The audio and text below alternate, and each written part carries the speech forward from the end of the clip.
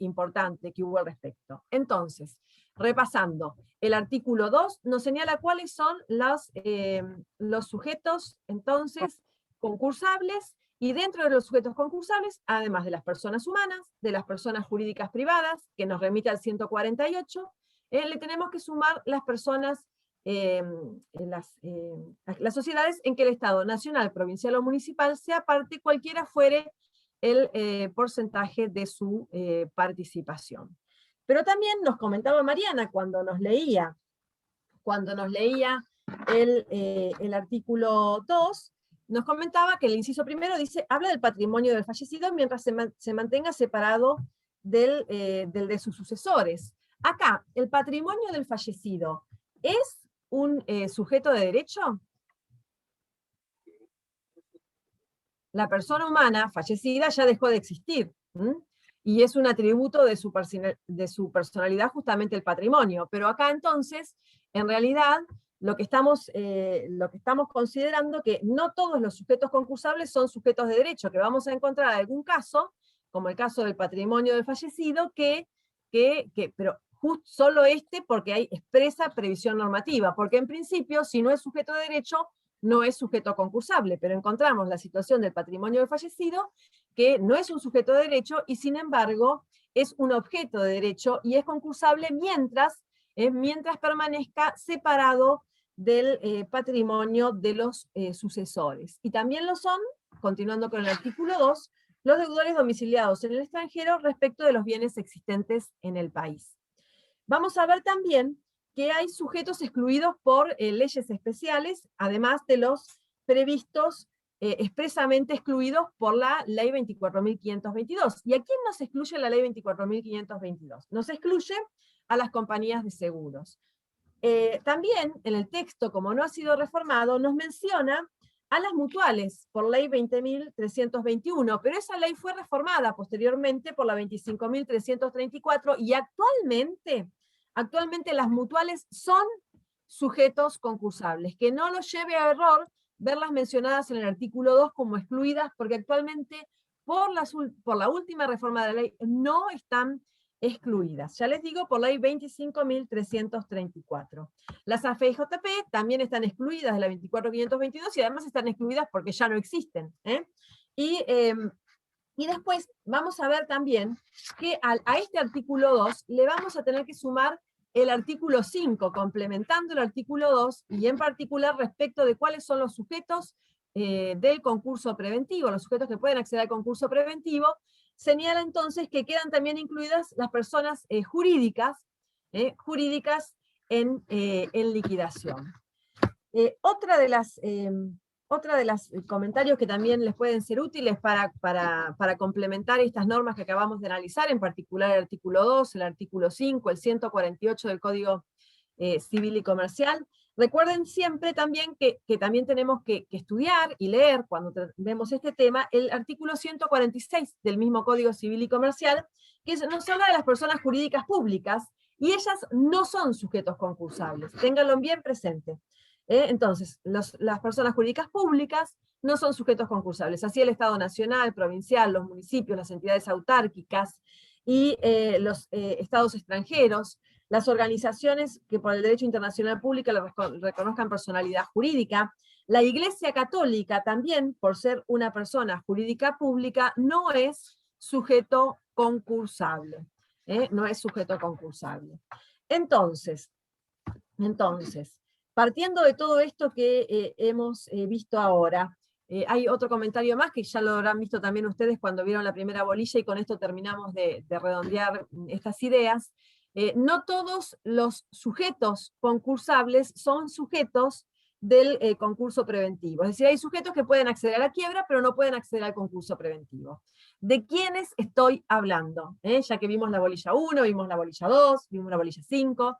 ¿De quiénes estoy hablando? A ver si es como una adivinanza. Un sujeto concursable que puede acceder a la quiebra, dada determinadas circunstancias, pero que no podrá acceder al concurso preventivo. Las entidades financieras, ¿puede ser? Sí, no sé quién lo dijo, perdón que no... Levante la mano. Florencia. O son varias, y Florencia también. Exactamente.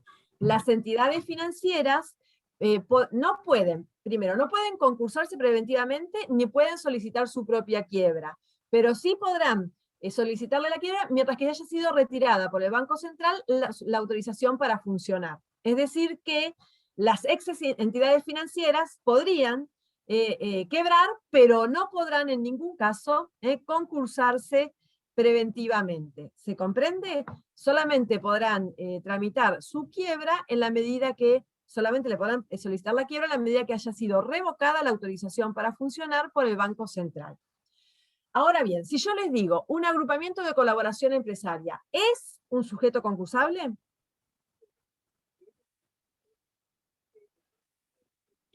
Primero les pregunto, ¿qué es un agrupamiento de colaboración empresaria? ¿Es un sujeto de derecho? Es un contrato. Es un contrato. ¿Quién lo dijo? Perfecto, Juan Martín, es un contrato. Entonces, es un mero contrato.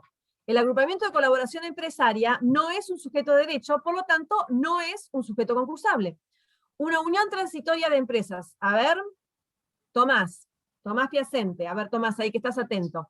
Decime, una unión transitoria de empresas, ¿qué te parece? ¿Es un sujeto concursable? Yo creo que sí, que es un sujeto concursable. Depende cuánto sea. ¿Es un contrato o es un sujeto de derecho? ¿Cómo? Es un contrato igual. Es un contrato, entonces, ¿es un sujeto concursable? Para mí no, porque no son sujetos de derecho, dijeron en la clase anterior. No son sujetos de derecho. Si no son sujetos de derecho, no son sujetos concursables. Por ejemplo, una aseguradora de riesgos de trabajo. ¿Es un sujeto concursable? Porque es una aseguradora, es una compañía de seguros. ¿Es un sujeto concursable? No. A ver, por ejemplo, una ex entidad financiera. ¿Es un sujeto concursable? No. No, no de concurso preventivo, perdón. ¿Es sujeto de concurso preventivo? No, solamente podría quebrar una vez exactamente que se le haya revocado la autorización para funcionar. Una ONG reconocida por el derecho internacional, ¿es un sujeto concursable? No. Porque es una persona jurídica. En el jurídica 146. pública. Exactamente. ¿La Iglesia Católica es un sujeto concursable? No. No, porque es una persona jurídica pública. Si fuera otra iglesia, pero no la católica, por ejemplo, ¿sería un sujeto concursable? Si está reconocida por el Estado, no. Si no está reconocida, sí. En realidad tiene que tener un reconocimiento para ser un sujeto de derecho, pero si está reconocida, es una persona jurídica privada en los términos del 148, las otras confesiones. Entonces, sí sería un sujeto concursable, pero sería una persona jurídica privada. Privada. Bueno, entonces hicimos ahí un lindo repasito de cuáles son los sujetos de los concursos preventivos. Entonces, lo presupuesto, entonces, tiene que estar en todos los casos, como en todo tipo de concurso, inclusive en el concurso preventivo, tiene que estar configurado el presupuesto subjetivo, que vemos que en el caso en particular del concurso preventivo reviste ciertas particularidades. Ya dijimos, es el artículo 2 más el artículo 5 de la propia ley, lo que tenemos que repasar, pero también viene bien repasar el 148, el 146 del Código Civil y Comercial, y siempre tener en cuenta todas estas cuestiones, si es o no un sujeto de derecho. Y en el único caso en que no siendo sujeto de derecho admite la concursalidad, por decirlo expresamente la ley, sería en el caso del patrimonio del fallecido, mientras permanezca separado del de los herederos. Entonces, presupuesto número 1, presupuesto subjetivo. Presupuesto número 2, que es el presupuesto objetivo. Presupuesto objetivo, que es el ¿Estado de cesación de pago? El estado de cesación de pagos. ¿El estado de cesación de pagos se requiere en todos los casos o hay algunas excepciones previstas por la ley? Hay excepciones. Perfecto, Florencia, hay excepciones. ¿Recuerdan algunas de esas excepciones? ¿El garante del concursado puede ser? El concurso del garante del artículo 68, que puede solicitar su concurso conjuntamente con el de su garantizado, con el obligado principal, sin hallarse en estado de cesión de pagos. Basta con que el estado de cesión de pagos del obligado principal pueda llegar a afectarlo, pero no se requiere que él particularmente se encuentre en estado de cesión de pagos. No tiene que justificar eso, porque tiene esta herramienta dentro de un plazo determinado que prevé la ley, de concursarse conjuntamente con su garantizado, sin requerírsele que esté él en estado de cesión de pagos. ¿Algún otro ejemplo más allá del 68? Agrupamiento. El acreedor Agrupamiento. extranjero. Lorena, el concurso declarado en el extranjero, entonces se admite entonces también como, también como excepción. ¿Alguien más dijo el concurso en caso de agrupamiento? Agrupamiento, sí. Perfecto, ¿por qué? Porque si se encuentra en peligrosidad alguno de los acreedores con respecto a los demás, tienen derecho a solicitarlo, sería. ¿Quién habla, Marina? Cuando hay una, sí, Marina, cuando hay una situación de peligro.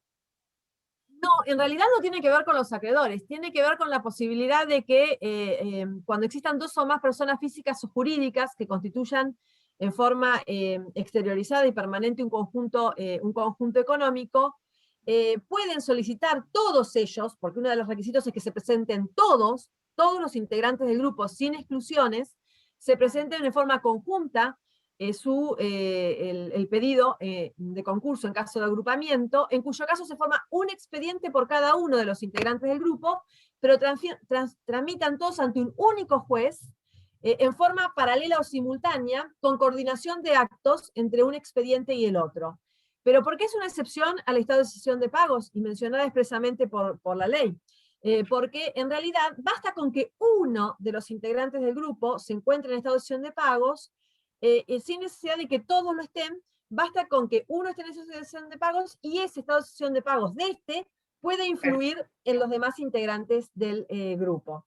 Es decir, que en algún momento puede estar en trámite el concurso preventivo, porque por cada uno de los sujetos se conforma un proceso separado, por expediente por separado, aunque tramitando en forma simultánea ante el mismo juez, pero de tramitar un concurso sin que ese sujeto en particular esté en estado de cesión de pagos. Por eso se entiende como una excepción a este presupuesto objetivo. Entonces dijimos bien, el caso del 68, el caso del 66, el caso del 69, el caso del artículo 4. ¿Hay algún supuesto más incorporado por el nuevo Código Civil y Comercial que estemos omitiendo? ¿La extensión de la quiebra? No, porque además estamos en concurso preventivo. Estamos hablando de los presupuestos del concurso preventivo, y sí hay un 161 que es excepción ahí en el caso del presupuesto objetivo, en el caso de quiebra, pero acá estamos hablando solamente del concurso preventivo, no de las excepciones al presupuesto objetivo en el caso de quiebra. Y es el artículo... El patrimonio del... En el caso de más indivisa insolvente. No. Del 2360 del Código Civil. ¿Qué dice esto que es la reforma? Que más indivisa insolvente. Lo dice, fíjense, ¿y por qué es una excepción al presupuesto objetivo que es el estado de cesión de pagos? Porque parece referir a una hipótesis anterior a este estado. Fíjense que el estado de cesión de pagos, cuando lo describimos, es un estado general y permanente.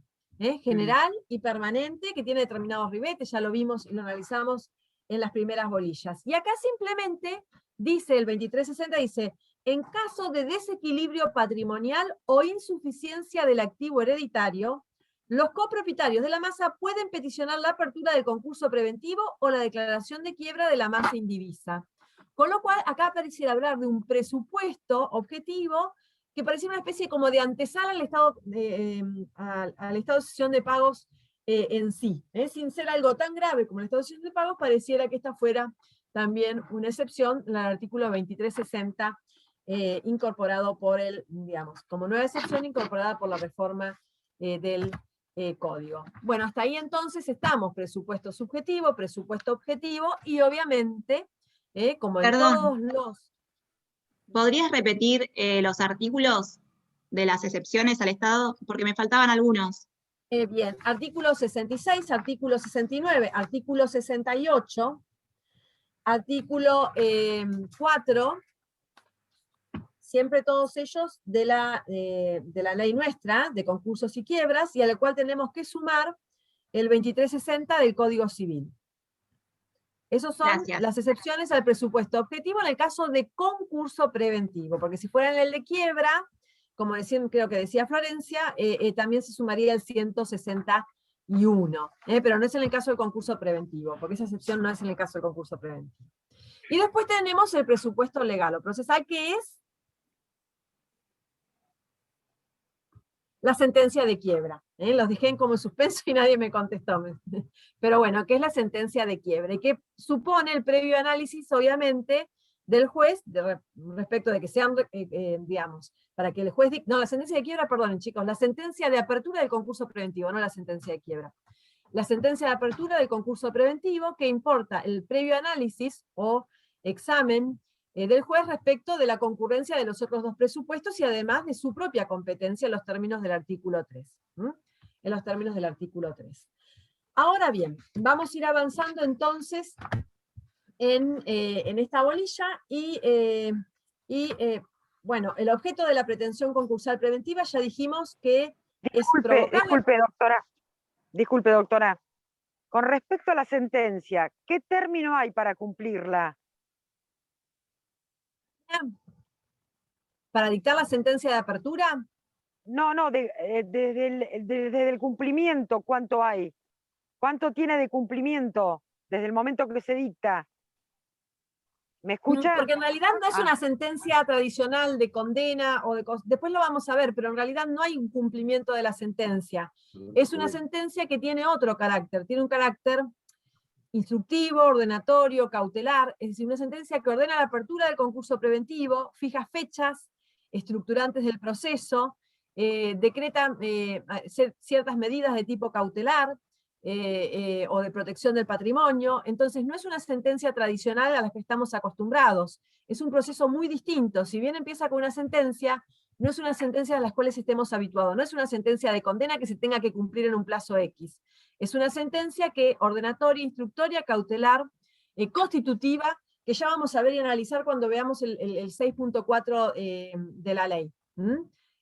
Por eso es que decimos que es un proceso tan especial, con un diseño tan particular, y por eso inclusive cuando ustedes ven en la bolilla 3 respecto del juez, van a ver que inclusive el juez cuenta con poderes, es como es un juez súper poderoso el juez del concurso preventivo, porque tiene en realidad reconocidos ciertos poderes que no van a tener reconocido un juez de un concurso civil y comercial al cual de un proceso civil y comercial al cual ustedes están habituados hasta el presente, porque en realidad es un proceso con una finalidad distinta, con un diseño distinto. Decíamos, ¿cuál es el objeto entonces del concurso preventivo? El objeto es provocar la actuación de la jurisdicción para resolver la litis concursal en un proceso concursal y universal en el que el deudor y los acreedores judicialmente declarados y admitidos concreten soluciones a las diversas pretensiones creditorias que se hubieran incorporado, todo ello bajo un régimen de mayorías. Esto van a tenerlo todo después volcado en las presentaciones que yo les voy a compartir ni bien finalice la clase. Entonces, bajo el régimen de mayorías calificadas y de una razonable categorización de acreedores. Ese es el objeto, provocar la actuación de la jurisdicción para resolver la litis concursal a través de la negociación del deudor con sus acreedores. Ese es el objeto principal, el objeto de la pretensión concursal preventiva. Pero también tiene un objeto indirecto y un eventual.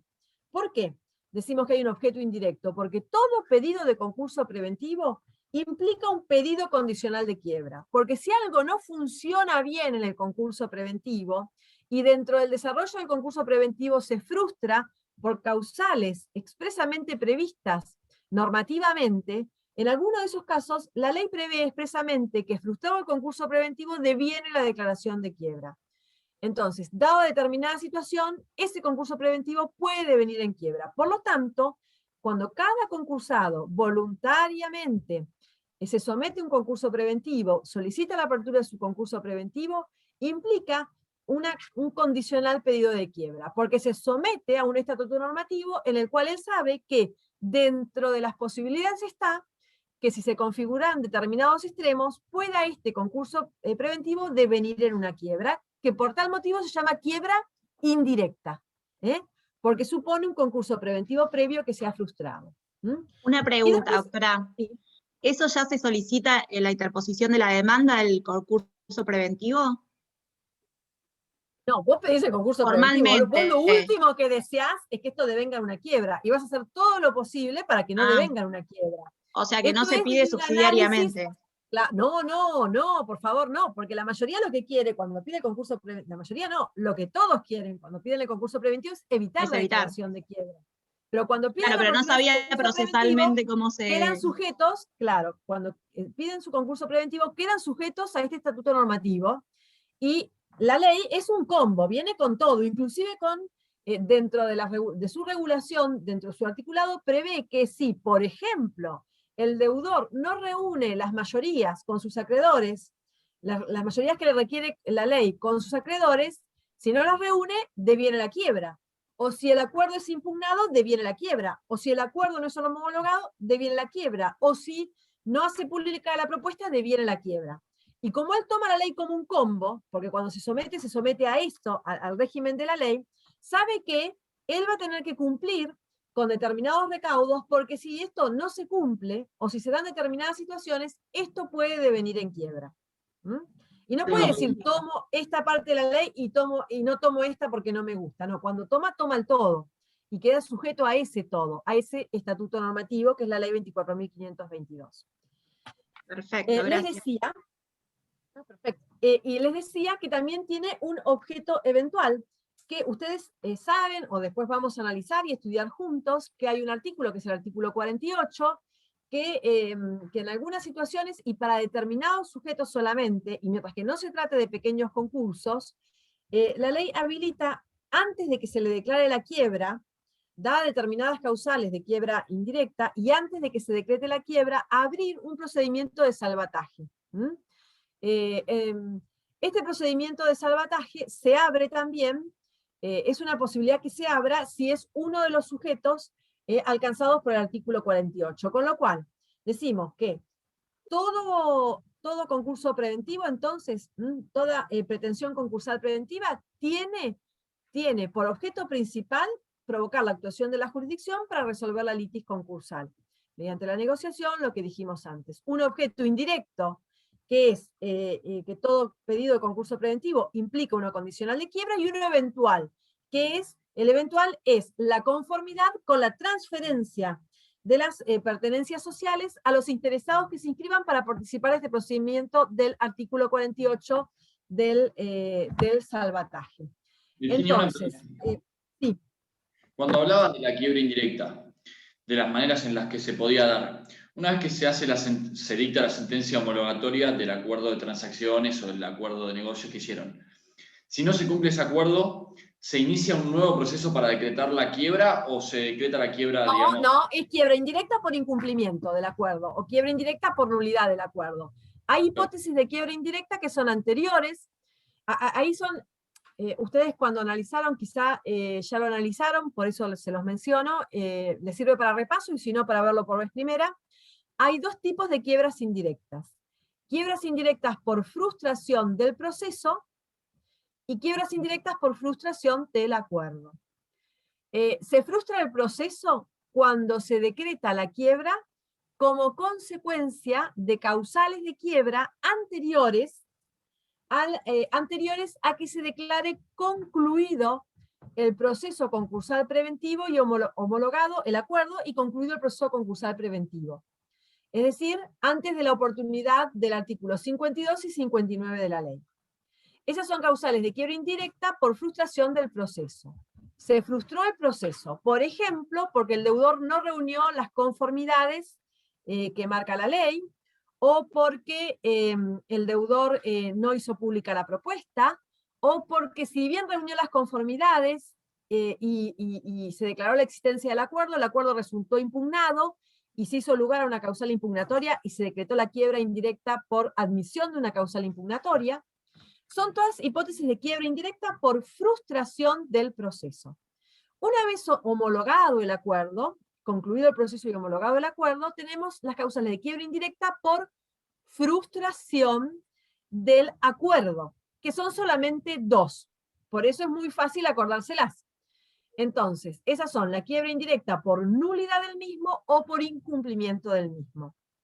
Entonces, como regla, cuando ustedes se les pregunta, a ver, esta es una causal de quiebra indirecta por frustración del proceso o por frustración del acuerdo. Y es muy fácil. Solamente la de frustración del acuerdo son 2. Nulidad o incumplimiento. Todo el resto son por frustración del proceso. ¿Y para qué nos sirve esta clasificación?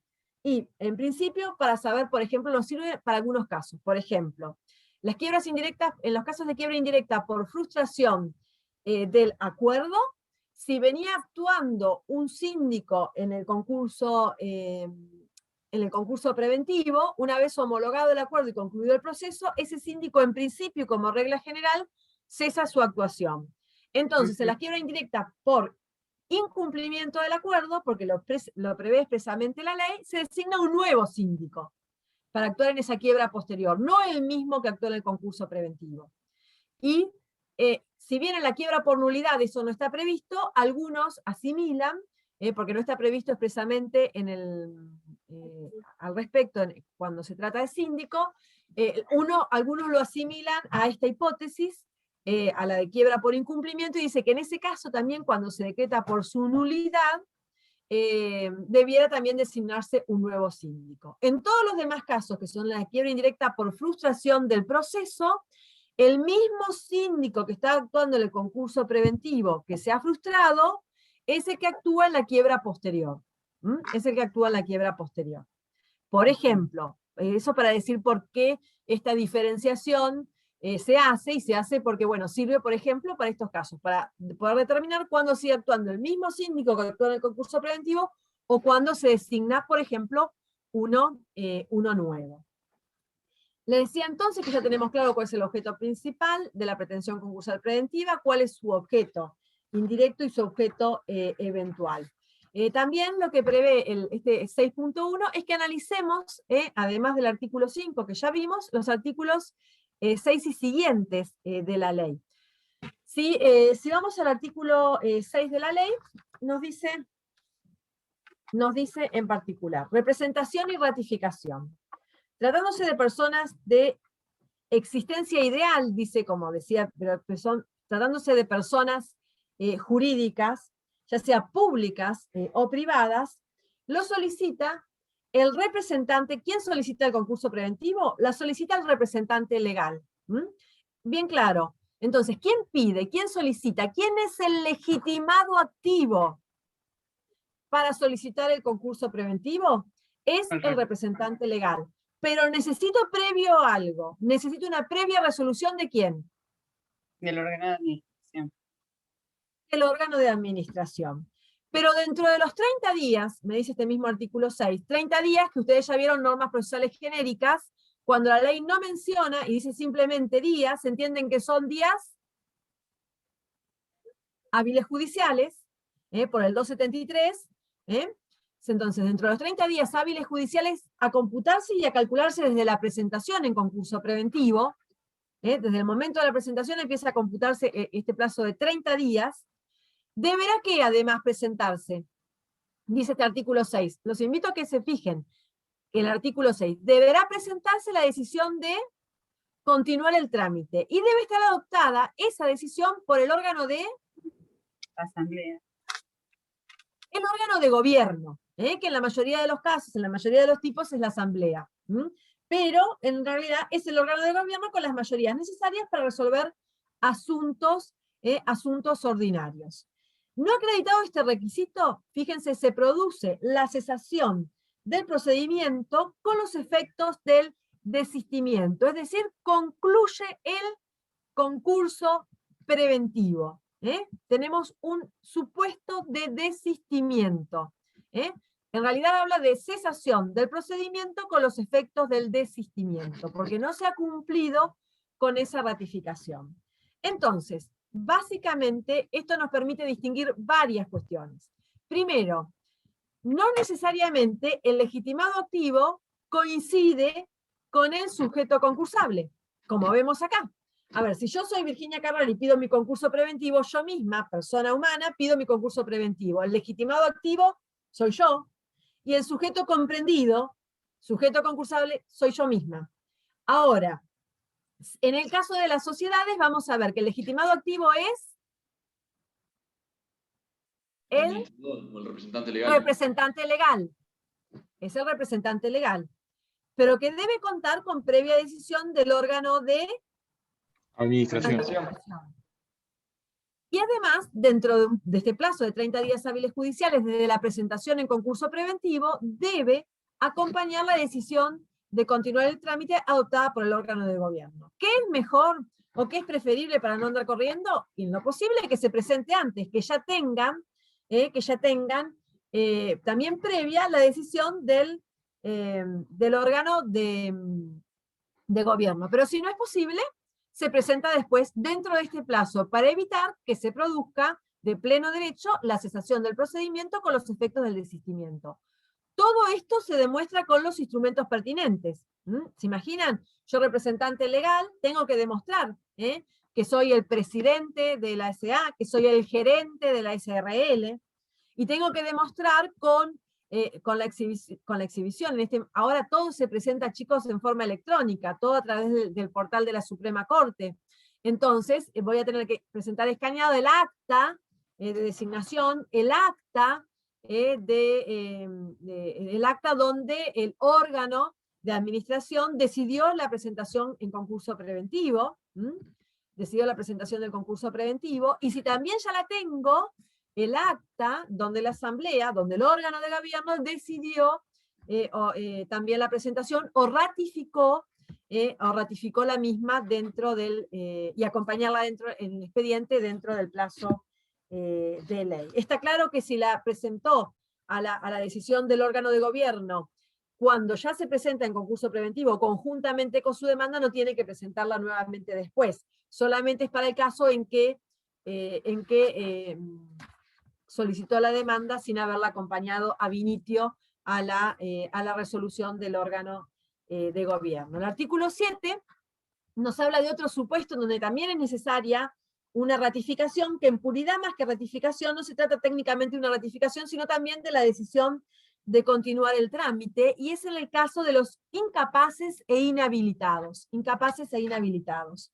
Y fíjense que el artículo 7 aquí nos dice: en los casos de incapaces o inhabilitados, la solicitud debe ser presentada por sus representantes legales y ratificada, fíjense muy bien que dice, en su caso, por el juez que corresponda dentro de los 30 días contados desde la presentación, también desde la presentación en concurso preventivo.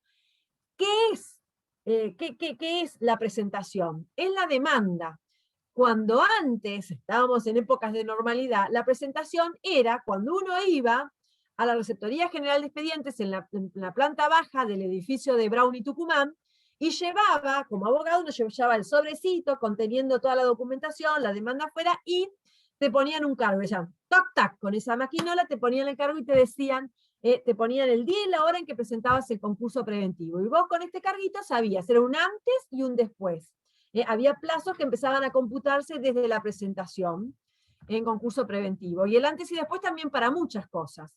Por ejemplo, los acreedores de causa título anterior a esa presentación y los de causa título posterior a la misma. Los que eran anteriores a la presentación, los acreedores, eran los alcanzados por la eficacia concursal preventiva, es decir, lo que deben presentarse a verificar, si quieren participar del proceso y si quieren cobrar sus créditos, y los posteriores, los que resultan ajenos, intactas sus acciones individuales, y que por lo tanto no se resultan alcanzados por la eficacia concursal preventiva. Entonces, cuando acá dice el plazo es de 30 días, ya no va a ser ahora del carguito del tac-tac, porque todo se presenta en forma electrónica, entonces se inicia la causa a través del portal de la Suprema Corte, y también tenemos desde la fecha de presentación, y de que nos recibe también esto la Receptoría General de Expedientes, nos recibe el pedido, se producen un antes y un después a estos fines. 30 días entonces hábiles judiciales para presentar entonces la ratificación por el juez que le corresponda en caso de incapaces o inhabilitados. Entonces, ¿quiénes son los representantes legales? ¿Quiénes son los representantes legales? Sí, se trata de personas por nacer, si se trata de menores de edad no emancipados, es decir, niños, niñas y adolescentes, van a ser los padres, el padre, la madre o el tutor. Si se trata de una persona humana que es mayor de edad y que ha sido declarada incapaz, entonces será el curador, designado por el juez, y, o él o los apoyos designados cuando conforme la sentencia que designe estos apoyos, estos tengan representación para determinados actos. Entonces, el caso de él o los apoyos es para los casos de personas con capacidad restringida por sentencia judicial. Entonces, dependerá el representante legal dependiendo del sujeto que tengamos entonces comprendido, dependiendo del sujeto concursable. Siempre va a tener una representación que es complementaria, una representación promiscua, el Ministerio Pupilar. Tiene una intervención necesaria en el caso de que haya incapaces o inhabilitados también involucrados. Y causa en todo caso la nulidad relativa del acto su no intervención. Es decir, que cuando se pida el concurso preventivo de un sujeto incapaz o inhabilitado, va a darse la debida intervención al Ministerio Público Pupilar. Les decía, no será necesaria también la ratificación del juez en el caso en que se haya procedido de una manera distinta, en que se haya pedido previamente la autorización judicial y luego el representante legal requiera el concurso preventivo. Si no la acompañó a la autorización judicial, podrá el representante legal solicitarlo, pero deberá dentro de los 30 días hábiles judiciales siguientes de la presentación, presentarlo, porque si no produce los mismos efectos que comentábamos en el artículo 6, en el último párrafo del artículo 6, produce la cesación del procedimiento con los efectos del desistimiento, es decir, produce la conclusión del concurso preventivo que se ha solicitado.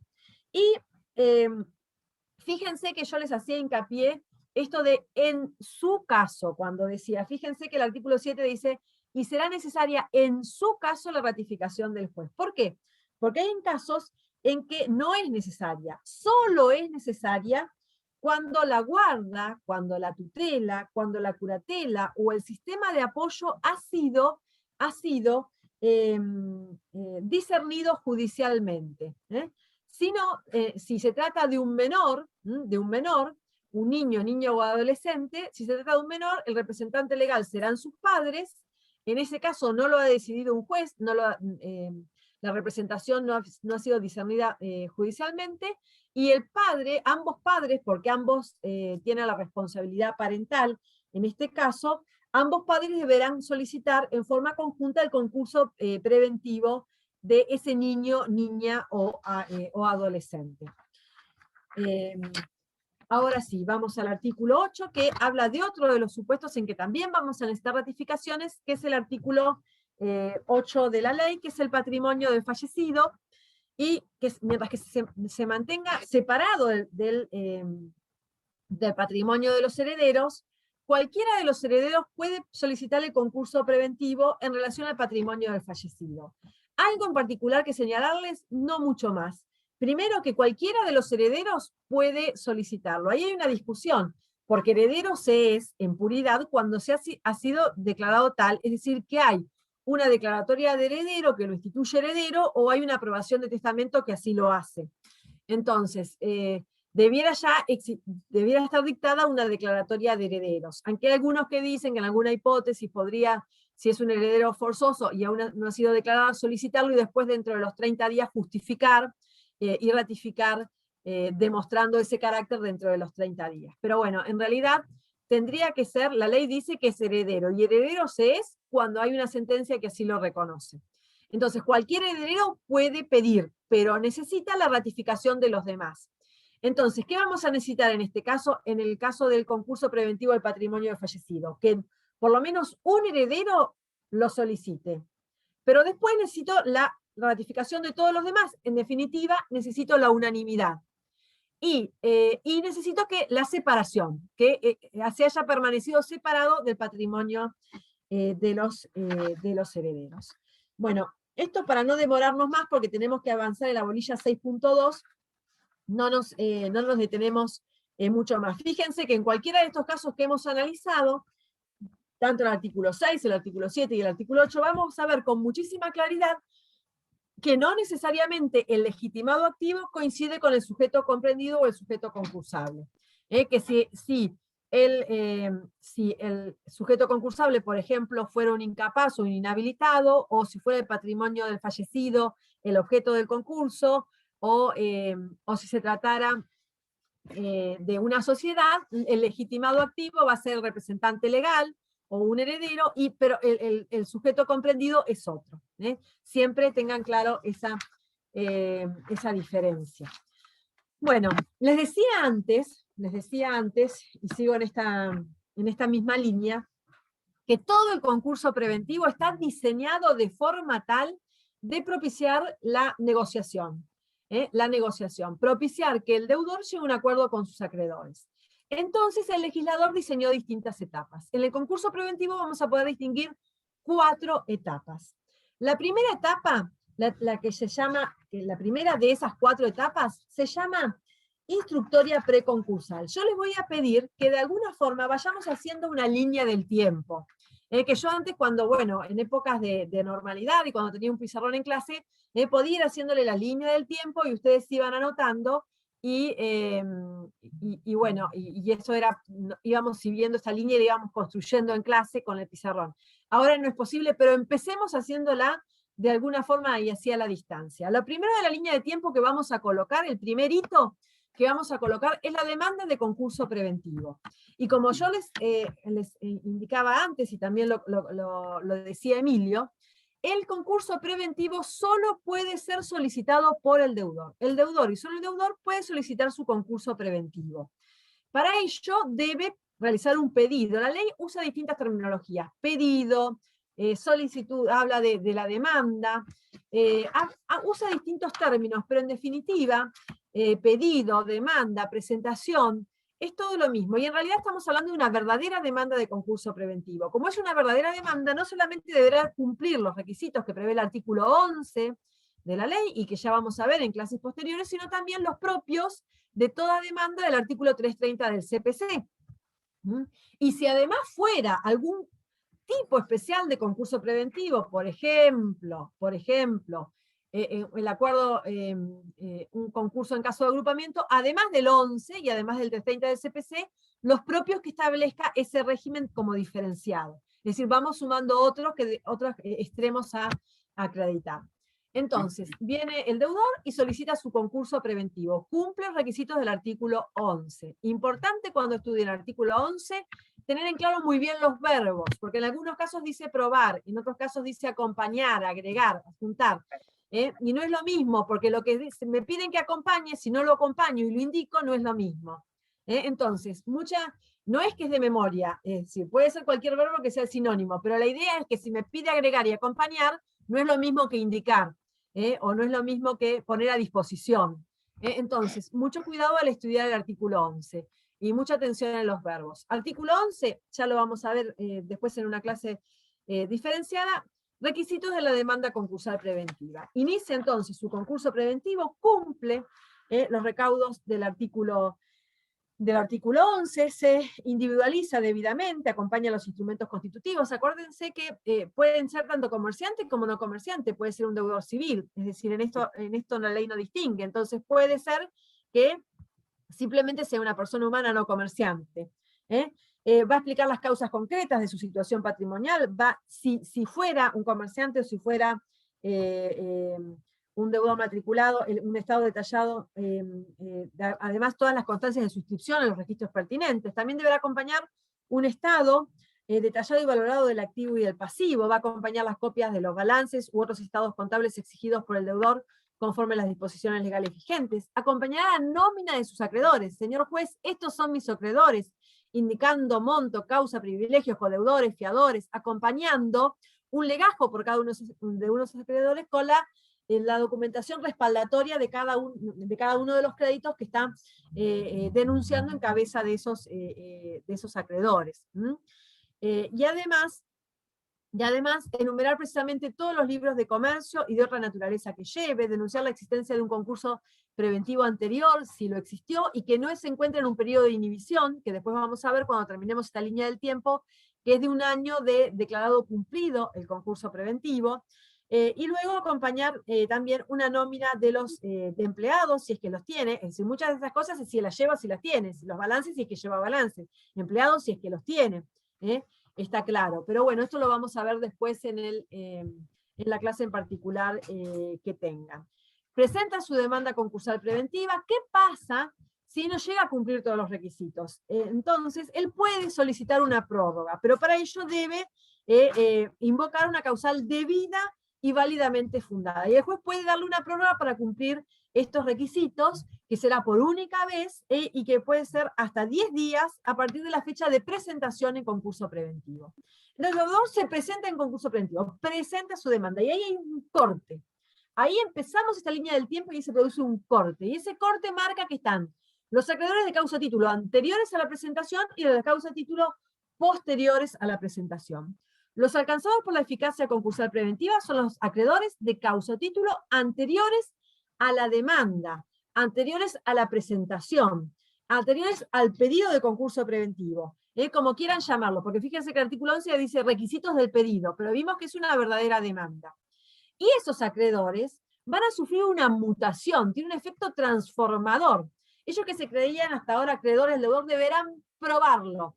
Si quieren cobrar, deberán probarlo, deberán verificar sus créditos, someterse a un mecanismo de comprobación de sus créditos. Pasan por este solo hecho a ser pretensos acreedores.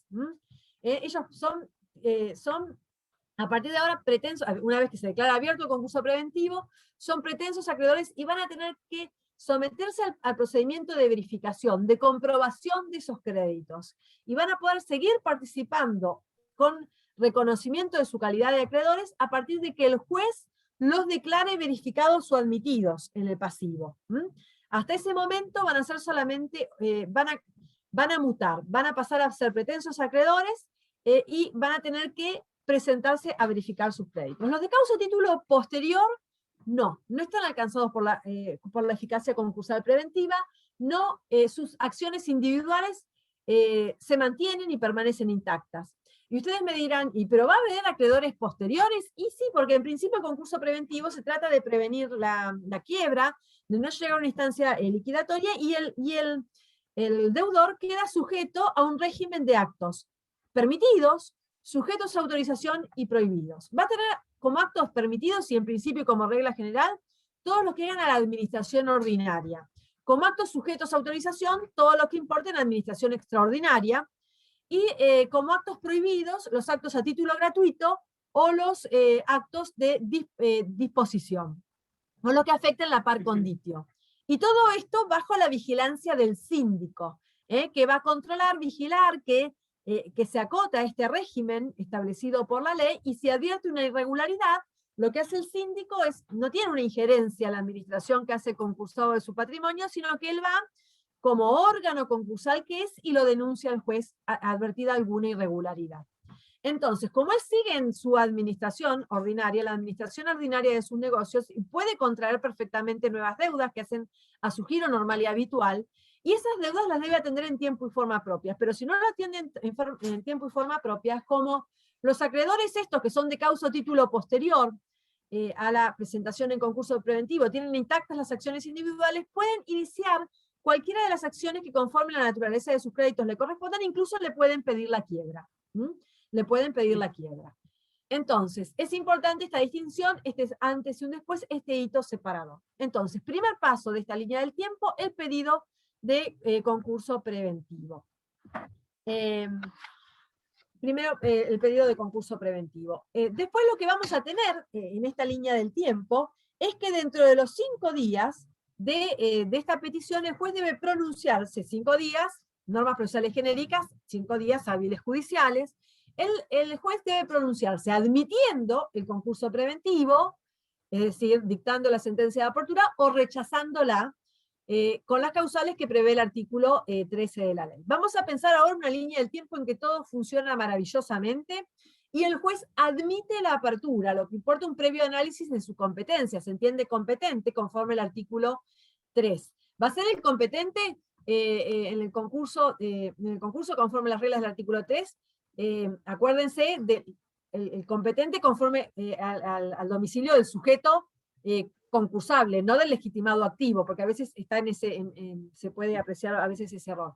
Entonces, ¿es un sujeto, digamos, es el juez competente? Sí, si es el juez competente que correspondía al domicilio de ese sujeto, conforme a las reglas del artículo 3, correspondería entender en el concurso de ese sujeto concursable, va a decretar abierto el concurso preventivo de determinado sujeto, de tal sociedad o de tal persona humana, y la individualiza adecuadamente. Pero no solamente va a decretar abierto el concurso preventivo, lo que va a tener un carácter primero declarativo de la concurrencia de los presupuestos, pero además constitutivo de la situación de concursado, porque a partir de ahí el deudor reviste una nueva calidad, pasa a ser el concursado, y queda definitivamente entonces configurado el presupuesto procesal o legal de que hablábamos como tercer pilar de estos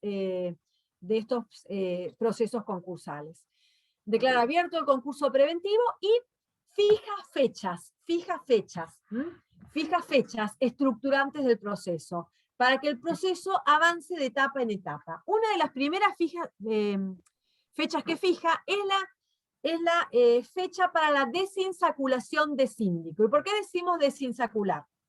Porque cada juzgado va a tener un listado de síndicos, categoría A o categoría B, titulares y suplentes. Entonces, cuando el juez en la sentencia de apertura, él discrecionalmente determina si va a ser un síndico de una u otra categoría, y fija la fecha para la desinsaculación. ¿Qué quiere decir? Que cuando el elegido, el sorteado, es sorteado para intervenir en este proceso, no vuelve a integrar nuevamente la lista hasta que los otros integrantes de esa lista hayan a su vez sido designados para intervenir en otros procesos, y nuevamente se vuelve a integrar con todos cuando cada uno ya haya obtenido una designación en un proceso. Entonces, es una desinsaculación porque se vuelve a integrar la lista como cuando cada uno de estos integrantes de la lista haya sido ya designado en un concurso o en una quiebra, dependiendo del proceso de que se trate. Pero acá estamos en el marco del concurso preventivo. Una vez que desinsacularon síndico, tenemos un síndico, va a ser notificado al domicilio que éste haya constituido a tales fines, para que se presente a aceptar el cargo. El síndico, dentro del plazo, va a tener que presentarse a aceptar el cargo, fijar días y horarios de atención, y un domicilio donde recibirá las solicitudes de verificación de créditos. También se le va a pedir que designe, ahora en esta era de la no presencialidad, en esta etapa de COVID pandémica, se está pidiendo también que constituyan una dirección de correo electrónico para recibir los pedidos de verificación en forma no presencial, porque ha cambiado mucho la realidad del trámite y se ha adecuado a las nuevas circunstancias. Entonces, se presenta el síndico, acepta el cargo, se presenta, es decir, esto lo hará también ahora en forma electrónica, fija días y horarios de atención y un domicilio para atender en forma presencial, y alternativamente esta posibilidad de hacerlo en forma no presencial a la dirección de correo electrónico que el efecto indique, que le haya requerido el juez, y esto lo presenta en el expediente, lo presenta con escrito en forma electrónica, a través del sitio de la Suprema Corte, y esto va a merecer un proveído del juez que tiene por aceptado el cargo por el síndico. A partir de ahí corre el plazo, porque es carga del deudor proceder a la publicación de dictos, corre el plazo para que el deudor contrate la publicación de dictos. Lo que supone, primero, la redacción del edicto, el control del edicto por el juez, hacerse de ese edicto controlado y dentro de este plazo de 5 días, fíjense muy bien, 5 días hábiles judiciales, de notificado al Ministerio de Ley la aceptación del cargo por el síndico, dentro de ese plazo entonces, redacta el proyecto de edicto, logra el control del edicto y debe proceder a la contratación de la publicación en el diario de amplia circulación que haya designado el juez y en el diario, en el boletín oficial de la provincia de Buenos Aires y acreditar esa contratación en el expediente. Entre los 15 y 20 días que el juez estima culmina la última publicación de edictos, va a fijar también en esta sentencia de apertura la fecha hasta la cual, calculando estos 15 o 20 días en que él estime culmina la publicación, calcula la fecha hasta la cual los acreedores deberán presentarse a verificar sus créditos ante el síndico.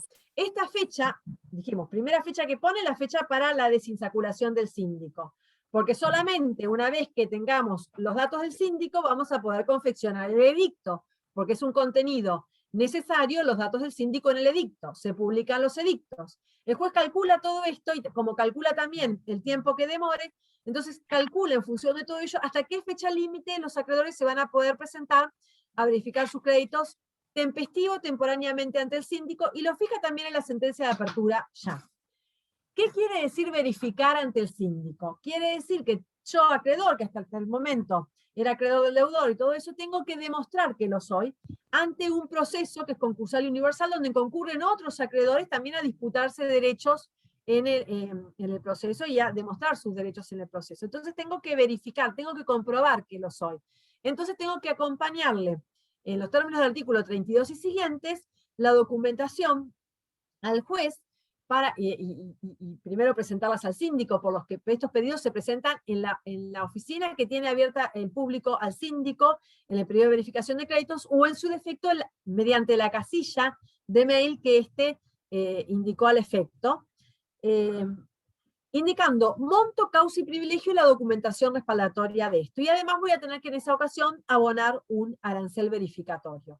Ahora el arancel verificatorio, con la imposibilidad de pagarlo en forma presencial en la oficina, si es que se hace a través de la verificación a través de mail, será a través de una transferencia a la cuenta que el síndico le haya indicado al acreedor peticionante.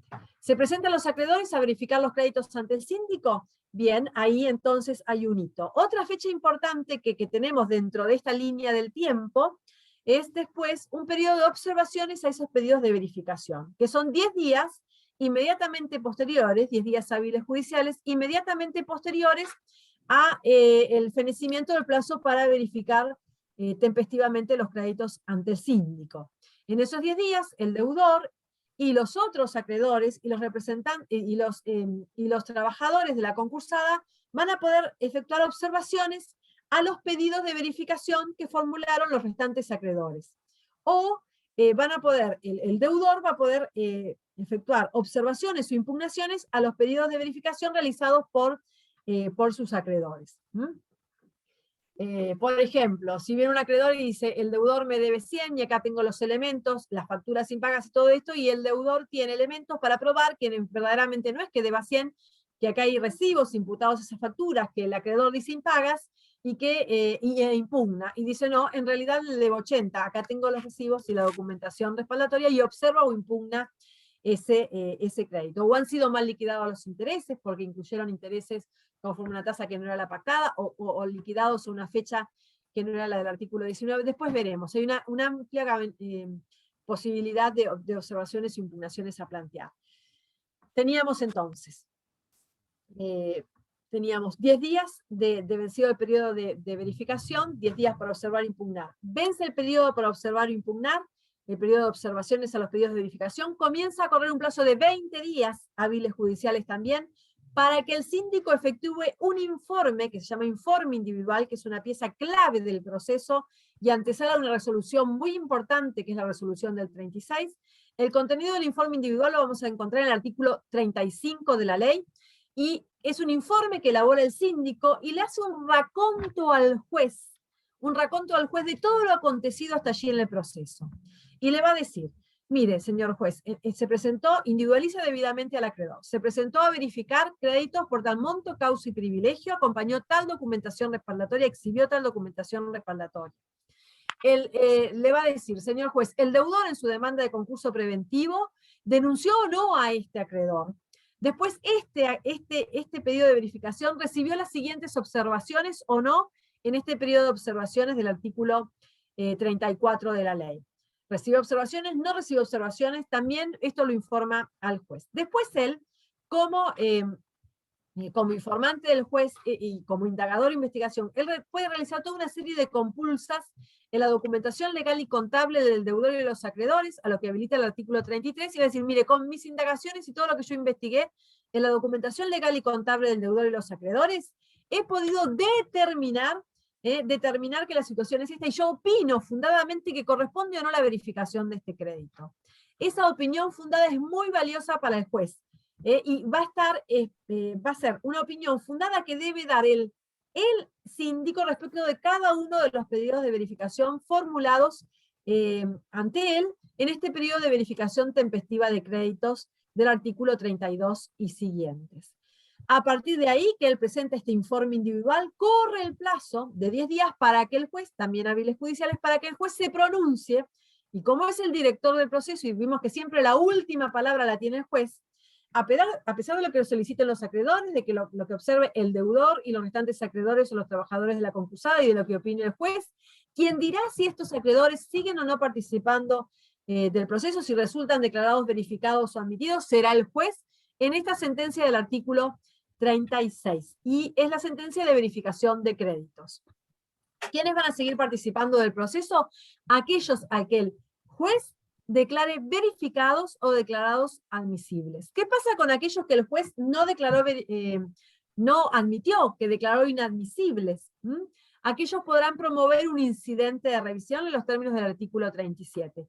Pero no hablemos de estas situaciones. Vamos a hablar de cuando todo funciona bien, porque vamos a tratar de construir esta línea del tiempo juntos, ¿no? Y teníamos la resolución del 36 como último paso.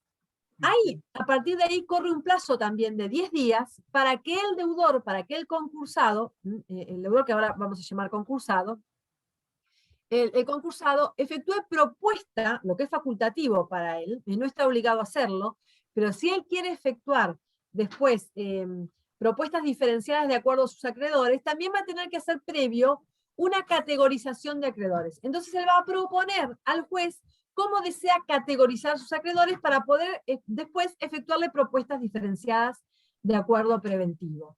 Es cierto que su capacidad de negociación es distinta si se trata de un acreedor bancario, que si se trata de un acreedor tributario, que si se trata de un proveedor. Pero porque si él no hace un agrupamiento diferenciado de sus acreedores, no los agrupa en distintas categorías, después le va a tener que ofrecer a todos básicamente lo mismo. Y sin embargo, con unos puede acordar de una manera distinta que con otros. Entonces la ley le da esta posibilidad. La única condición que le pone es que en definitiva, cualquiera fuera el criterio que utilice para categorizar, este tiene que ser razonable. Esto lo vamos a ver en el artículo 41. 10 días para que el deudor haga uso o no de esta facultad que le da la ley de agrupar o categorizar a los acreedores que previamente el juez ha declarado verificados o declarados admisibles. A partir de ahí corre un plazo de 10 días, también hábiles judiciales, para que el síndico presente el informe general, otra pieza clave del proceso, y también la antesala de una resolución judicial de suma importancia como es la del artículo 42. El informe general, su contenido va a estar en el artículo 39 de la ley. El síndico presenta ese informe general, y dentro del contenido amplio del informe general, que es como una radiografía del deudor, porque le va a dar toda una información muy valiosa al juez, el síndico, al juez respecto del deudor, dentro de esos puntos va a estar la opinión fundada del síndico respecto a esta propuesta de agrupamiento y clasificación de acreedores que efectuó el deudor en los términos del artículo 41 de la ley. Ahí entonces Ahí entonces comienza, vencido el plazo, digamos, presentado el informe general, dentro de los 10 días entonces, 10 días posteriores, que son las observaciones al informe general del artículo 40. Pueden observar ese informe general tanto el deudor como los acreedores, y es una oportunidad que tienen los acreedores para observar también la opinión que el síndico ha dado respecto de la propuesta de agrupamiento y clasificación que efectuó el concursado, y luego de esto, luego de este periodo de 10 días de observaciones al informe general, comienza entonces el plazo para que el juez dicte los 10 días siguientes, 10 días hábiles judiciales, para que el juez dicte la sentencia de categorización de acreedores. Una sentencia de categorización de acreedores del artículo 42. Fíjense, tenemos un deudor que propone categorías, un deudor que propone categorías, un síndico que opina respecto de las categorías de acreedores que propuso el deudor. Otros acreedores que van a poder observar lo que el síndico opinó respecto de estas propuestas que efectuó el deudor, pero finalmente, ¿quién fija las categorías? ¿Quién es el director del proceso en los términos del artículo 272? Es el juez. Y el juez, en la resolución del 42, fija definitivamente las categorías y los acreedores incluidos en ellas. Y a partir de la notificación Ministerio de Ley de esta sentencia del artículo 42, comienza el que se llama en la ley periodo de exclusividad, que es un periodo de entre 90 y probable por 30 días más, entonces entre 90 y 120 días, siempre hábiles judiciales, para que el deudor negocie privadamente, es decir, fuera del proceso, fuera del expediente, con sus acreedores, para procurar de ellos las conformidades. ¿Por qué? Porque en este periodo de exclusividad va a tener que obtener dentro de cada una de estas categorías, que son como paquetitos de acreedores que se han determinado, dentro de cada categoría debe obtener, dependiendo qué tipo de acreedores se trata, debe obtener, si se trata de acreedores quirografarios o acreedores con privilegio general, tiene que obtener en cada una de esas categorías una doble mayoría de capital y de personas. La mayoría absoluta de personas que representen las 2/3 partes del capital comprendido y computable dentro de esa categoría. Entonces, tiene que reunir la doble mayoría de capital y de personas si se trata, estas son las que se conocen como las mayorías del artículo 45, para los acreedores quirografarios. Y también se aplican para los acreedores privilegiados generales. Ahora, si efectúa propuesta de acuerdo a los privilegiados especiales, respecto a los privilegiados especiales se requiere la unanimidad. Si es un acreedor privilegiado especial, la unanimidad, que son la unanimidad del artículo 47. ¿Por qué decíamos que es tan importante y en forma permanente vamos a ver dentro del desarrollo de la ley? Vamos a ver que hay mecanismos de control recíproco, de control de unos acreedores por otros. Es decir, si un acreedor se presenta a verificar, después abre un periodo de observaciones para que los otros acreedores puedan observar o impugnar. Si el síndico efectúa un informe general, después hay un periodo de observaciones a ese informe general. ¿Por qué? Porque fíjense qué pasa. Si el deudor reúne en cada una de estas categorías las mayorías que marca la ley, lo que decida la mayoría se impone a las minorías. Si la mayoría de los acreedores que integran mi categoría de quirografarios aceptan una quita del 60% de sus créditos pagadero en 10 cuotas anuales, con un plazo de 1 año de gracia a partir de la homologación, y yo no lo decidí, pero yo integro esa categoría y la mayoría lo decidió, se me impone ese acuerdo. Entonces, ¿qué mecanismos tiene que prever el legislador? Y la ley, ustedes lo van a ver en la ley, es mecanismos de control de unos por otros, porque tenemos derecho a la legítima integración del pasivo, porque tienen que ser legítimos, porque si no lo que decidan las mayorías se le impone a las minorías. Entonces que sean acreedores legítimos, ¿se comprende? Porque es importante ese control recíproco y esa legitimidad, y por qué se pide que cada uno indique monto, causa y privilegio, y vamos a estar comprobando con una lupa a ver si son verdaderamente acreedores. verdaderamente acreedores? Entonces, porque lo que decida la mayoría se impone a las minorías. Sobre todo, digamos, no en el caso en que privilegiados especiales se requiere unanimidad. Y va a tener entonces el concursado que negociar con cada uno de esos acreedores y demostrar en el expediente y acompañar en el expediente, antes de que venza este periodo de exclusividad, haber reunido a las mayorías que marca la ley. 20 días antes del vencimiento del periodo de exclusividad, va a tener que hacer pública esa propuesta en el expediente, pero va a poder seguir negociando. 5 días antes del vencimiento del periodo de exclusividad va a haber una audiencia informativa, en donde va a explicar los avances de las negociaciones al juez. Y finalmente, antes del vencimiento, debe acompañar las mayorías al expediente. El juez entonces las acompaña al expediente. ¿Qué pasa si no las acompaña al expediente? Se le decreta la quiebra, salvo que sea un sujeto del salvataje. ¿Qué pasa si no se publica la propuesta? 20 días antes del vencimiento del periodo de exclusividad, se le decreta la quiebra, salvo que sea un sujeto que pueda acceder al salvataje. Entonces, pero si reúne las mayorías, no se le decreta la quiebra y sigue avanzando, y dentro de los 3 días hábiles judiciales siguientes, el juez debe pronunciarse declarando no la existencia del acuerdo. Y es un control formal el juez. Si se reunieron las mayorías, si son las computables, un control de legalidad formal y declara la existencia del acuerdo en los términos del artículo 49. Y se abre un periodo de impugnaciones a esa declaración de existencia de acuerdo de 5 días hábiles judiciales por determinadas causales que prevé la ley.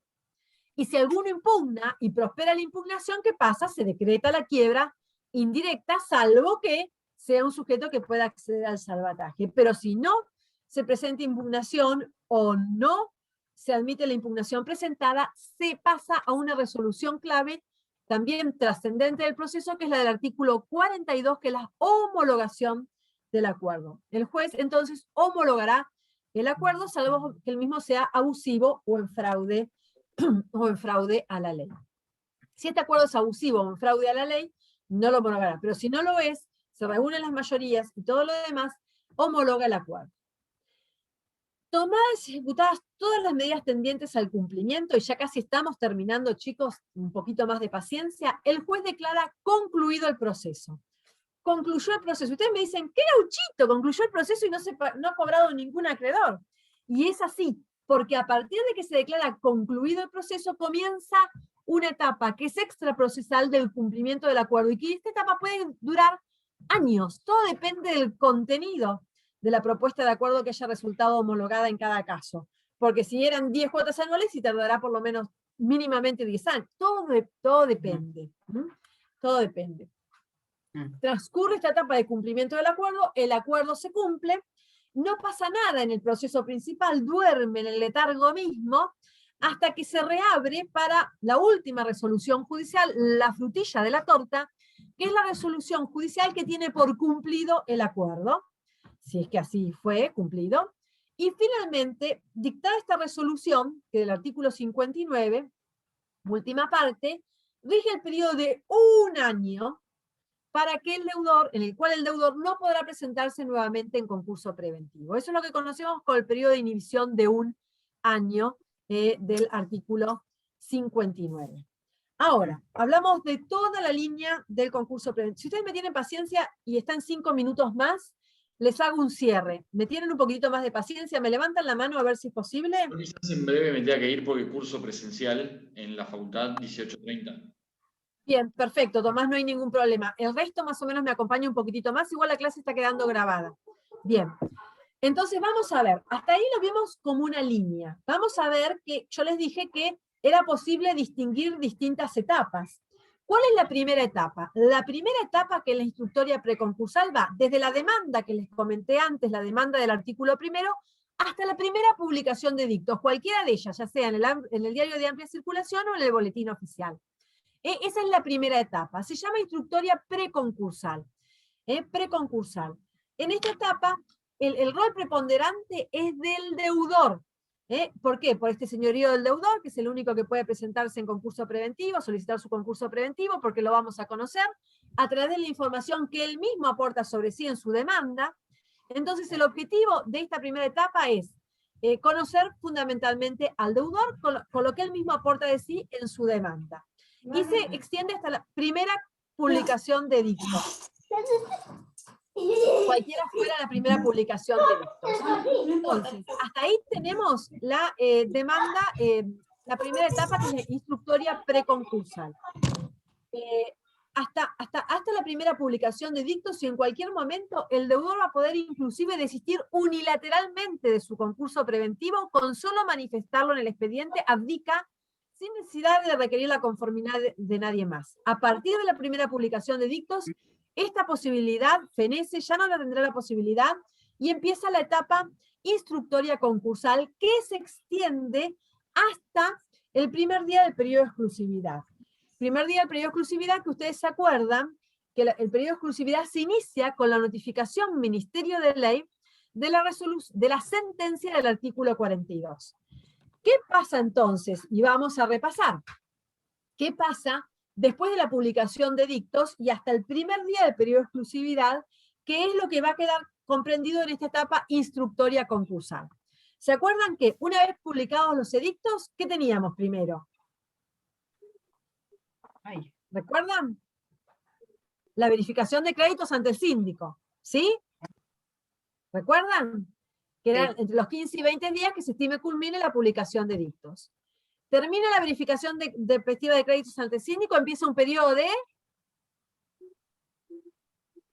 comprobación de crédito. Vamos, equivóquense, me gusta, pero por lo menos veo que están vivos del otro lado.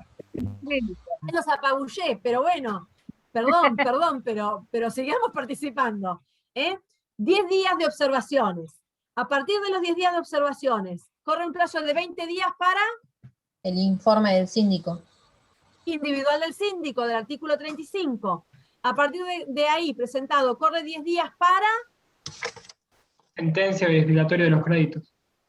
Sentencia de verificación de créditos del artículo 36. A partir de ahí corren 10 días para... La propuesta revisión. de clasificación y agrupamiento. Perfecto fiama del artículo 41. A partir de ahí 10 días para... El informe general del síndico. Del artículo 39, que son 10 días desde eso o 30 desde el informe individual. A partir de ahí, un periodo de observaciones al informe general de... Deudor y acreedores. Exactamente, del informe general, 10 días del deudor y los restantes acreedores, y a partir de ahí 10 días para que el juez dicte La sentencia de categorías. de categorías del artículo 42. Notificada al Ministerio de Ley esa resolución, comienza el periodo de exclusividad. Entonces, toda esta secuencia procesal entra dentro de la etapa instructoria concursal. Y ahí, la pregunta, en la primera etapa, que era la instructoria preconcursal, conocimos al deudor, le dijimos, ¿no? ¿Sí? Sí. Bueno, en esta segunda etapa, ¿a quién conocemos? ¿Quiénes se presentan a verificar? ¿Quiénes van a observar? ¿Quiénes van a resultar verificados por sentencia? ¿A quiénes vamos a agrupar? A los Acreedores. acreedores. A acreedores. Entonces vamos a conocer a los acreedores. Y ahora, notificada al Ministerio de Ley la resolución del artículo 42 que fija definitivamente las categorías y los acreedores incluidos en ellas, empieza otra etapa, que es la resolutiva, que es la resolución de la litis concursal, y que voy a hacer que el deudor que conocimos en esta primera etapa negocie con los acreedores que conocimos en la segunda y lleguen a un acuerdo conforme al régimen de mayorías que marca la ley. Las del 45, las del 47, o la unanimidad si son especiales. ¿Mm? Sí. Y sí, y esto se extiende, esta posibilidad, entonces, esta etapa resolutiva no solamente abarca el periodo de exclusividad para que ellos negocien, sino que abarca el pronunciamiento del juez que declara la existencia del acuerdo, la posibilidad de impugnar esa resolución que declara la existencia del acuerdo y la homologación del acuerdo. Y se extiende esta etapa resolutiva, que es la tercera etapa, hasta que es homologado el acuerdo y se declara concluido el proceso. Es decir, que la etapa resolutiva se extiende hasta que, en los términos de la primera parte del artículo 59, declaramos concluido el proceso. Porque ya tenemos un acuerdo homologado. ¿Me entienden? Hay un acuerdo homologado. Y empieza la cuarta etapa, a partir de que tenemos el acuerdo homologado y declarado concluido el proceso. La etapa que se llama, que es extraprocesal.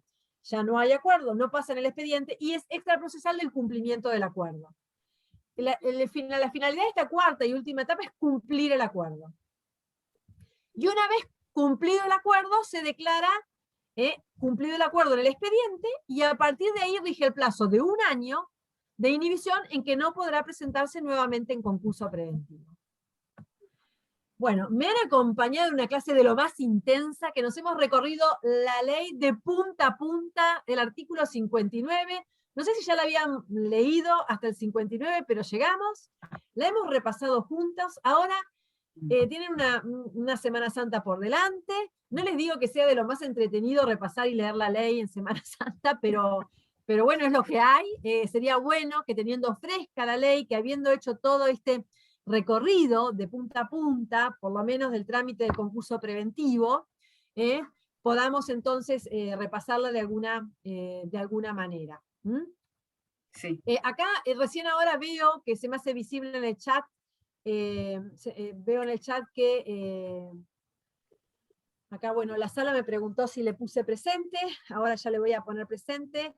Me pregunta, profesora, ¿el fideicomiso, a pesar de que no sea sujeto concursal, le podría darse un concurso preventivo? La quiebra está expresamente prohibida por el Código Civil, pero el concurso no. En realidad, el fideicomiso en realidad es un contrato, y lo que hay es un patrimonio de afectación. El patrimonio de afectación no sería en ese caso un sujeto de derecho, igual que los fondos comunes de inversión son patrimonios de afectación. Son casos en que no serían el patrimonio fideicomitido, no. Ahí también veo... a ver, la sentencia de apertura trae incluida la inhibición general de bienes del deudor concursado, o hay que solicitarla expresamente en la demanda. No, es un contenido. Cuando ustedes vean la sentencia de apertura, vamos a ver que, fíjense que yo hoy no me pude detener a hablar del contenido de la sentencia, pero hay varias, tiene un contenido también ordenatorio. Ordena publicar edictos, ordena la inhibición general de bienes, ordena la anotación del concurso en el Registro Nacional de Concursos, que como nunca se creó, se anota en el Registro de Juicios Universales. Esos son contenidos cautelares, y la inhibición general de bienes es una de las cosas que se ordena, que por más que no lo se pida, se va a ordenar, porque es un contenido necesario de la sentencia de apertura del concurso preventivo del artículo 14. Igual eso no se preocupen, porque lo van a ver en la clase especial de sentencia de apertura. Lo único que voy a hacer ahora es, bueno, preguntarles primero si tienen alguna duda. Después igual tienen una clase que yo les voy a subir grabada, por si hay algo que no pudieron tomar nota. También les vamos a hacer visible todo un material de presentaciones de PowerPoint, donde tienen ya todo posible, lo pueden imprimir las filminas, están en formato PDF, se pueden imprimir. Para que tengan como una sinopsis o un resumen de la exposición. Y bueno, les voy entonces. De Masi también, me decían que tienen acá de Masi presente. La sala, si tienen alguna duda más, me la van escribiendo mientras en el chat. La sala, de Masi Vázquez.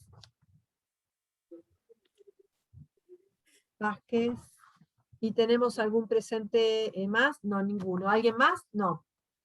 Bueno, si no tienen ninguna duda más, y siendo ya que, bueno, pasamos holgadamente el horario, le pido 1000 perdones, pero bueno, era bueno terminar el tema, y es una de las primeras clases, y hay mucho para darles, y bueno, y un poquito que uno se entusiasma, pero bueno. Cualquier duda, está el viernes habilitado en este mismo horario de 16:45 para que me pregunten a mí o a alguno de nuestros compañeros de cátedra si le han quedado alguna duda. Ahora, cuando le decanten las ideas, cuando puedan revisar el material, puedan leerse la línea del tiempo. Igual este viernes creo que por ser Viernes Santo y feriado no, pero bueno, las dudas de esta la podrán entonces hacer el viernes siguiente. Zulma, no sé si ahí tenías alguna duda, veo tu mano levantada. Zulma, ¿tenés alguna duda? Porque se te activó un icono de mano levantada. Ahí no. Bueno, bárbaro. Bueno, Que tengan buenas tardes y bueno, nos vemos en la próxima clase. Nos vemos. Adiós. Chau, chau. Hasta luego.